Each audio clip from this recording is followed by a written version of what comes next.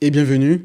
Aujourd'hui, nous allons évoquer ensemble un sujet très problématique au cœur et au sein de la communauté noire, notamment la figure, ou plutôt disons le symbole d'une figure qui mine négativement l'épanouissement, la progression et surtout justement l'évolution, disons, de la jeunesse de la communauté noire dans sa diaspora de manière générale. Je veux parler ici en fait de la figure de ce que l'on appelle en général, en anglais, le thug life, le thug entre guillemets.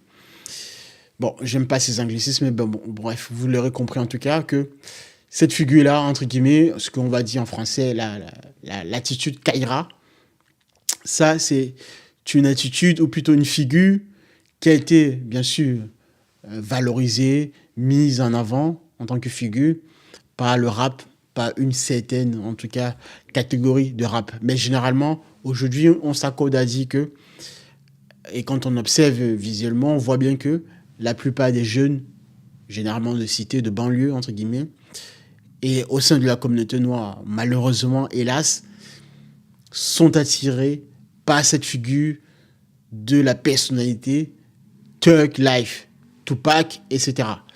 Bref, ce qui était au départ un message, entre guillemets, de lutte contre la marginalisation, contre la haine, contre la discrimination, c'est vu comme ça être récupéré, bien sûr, par l'industrie, évidemment, du rap. Donc le rap également, à travers l'industrie musicale, à travers comme vecteur qui a comme ça poussé en avant cette figure de Thug Life. Et on en a vu les conséquences de ce que ça a donné plus tard, des années plus tard. On voit bien qu'aujourd'hui, dans la communauté noire, malheureusement, beaucoup sont fascinés, je dirais fascinés comme par le crime en fait, par cette personnalité-là, par la personne qui va jouer. La plupart du temps, c'est plutôt ce type de personnalité-là en fait. C'est plutôt un rôle que ces personnes-là mettent en avant comme une mise en scène pour pouvoir mimer, je dis bien mimer, effectivement, le culte de la force, de la violence physique, bien sûr, vous avez bien compris, force, violence physique, tout dans le matérialisme.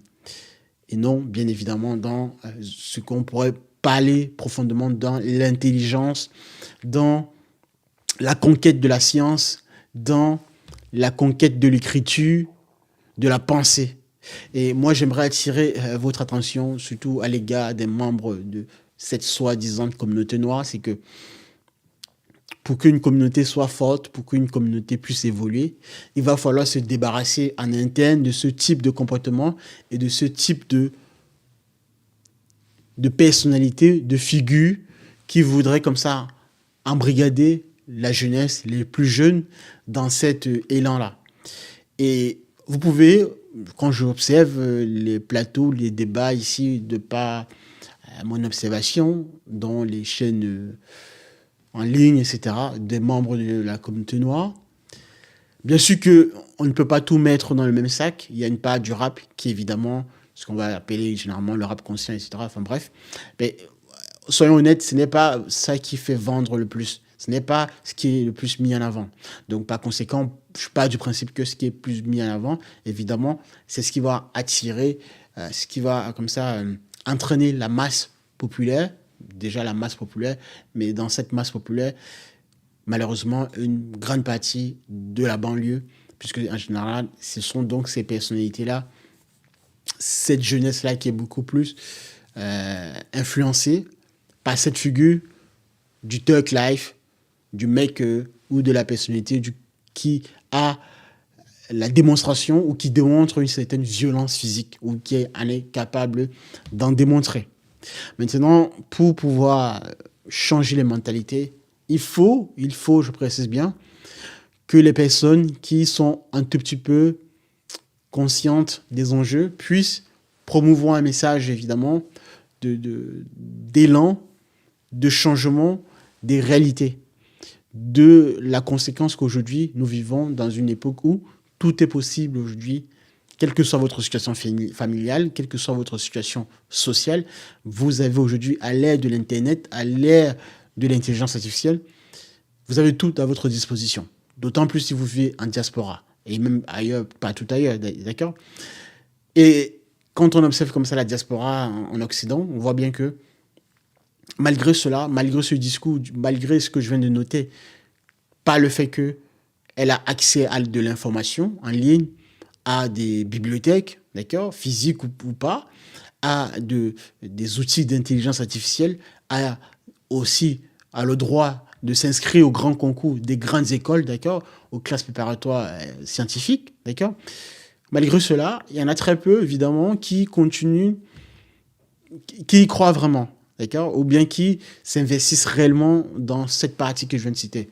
Bien évidemment que tout n'est pas à rejeter, il y a quand même des évolutions que j'ai pu observer d'ici 2 ou 3 ans. On voit bien que on avance comme ça de plus en plus vers des évolutions, des petits changements positifs. Néanmoins, ça reste quand même très peu, très faible comparé à la gravité, au mal-être qu'il y a au sein de cette communauté noire en France. Bon, là, je suis en France généralement, mais globalement dans toute la diaspora en Occident. Voilà mon message là-dessus. Pour dire quoi? Je vais m'arrêter ici pour dire que vous avez accès à Internet, vous avez accès aux bouquins, à des livres, voilà, vous pouvez lire énormément. Lisez, mais comme je le dis toujours, bien sûr, lisez pour ressortir avec quelque chose de pratique par la suite. Et bien évidemment, je vous donnerai comme priorité des livres d'abord, toutes les œuvres qui vont vous aider dans votre vie pratique, évidemment pour acquérir de la science et aussi bien sûr de la culture générale. La figure du Thug Life, faudrait peut-être l'apprendre pour ce qu'elle est et pas pour ce qu'elle véhicule réellement dans une forme de mensonge, en fait, dans une forme de marchandisation, je dirais de la marchandise, du gangstérisme, en fait. Il faudrait la voir plutôt dans une forme théâtrale et ne pas trop s'y investir dedans. Je parle là, bien sûr, à la jeunesse, notamment. Et même dans cette attitude-là, s'il faudrait vraiment pousser le bouchon jusqu'au bout, il faudrait voir dans cette figure du Thug Life, entre guillemets, de Kaira attitude, de mettre cela au service réellement, je précise bien, du vrai pouvoir, de la vraie connaissance, de la vraie attitude d'aller conquérir les zones et espaces de pouvoir où vous serez réellement respecté. D'accord?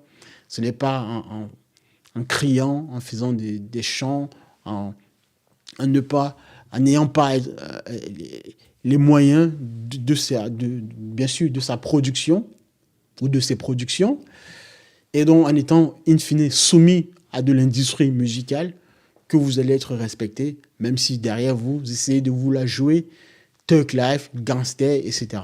Ce n'est pas comme ça que vous allez être respecté, d'autant plus. D'accord?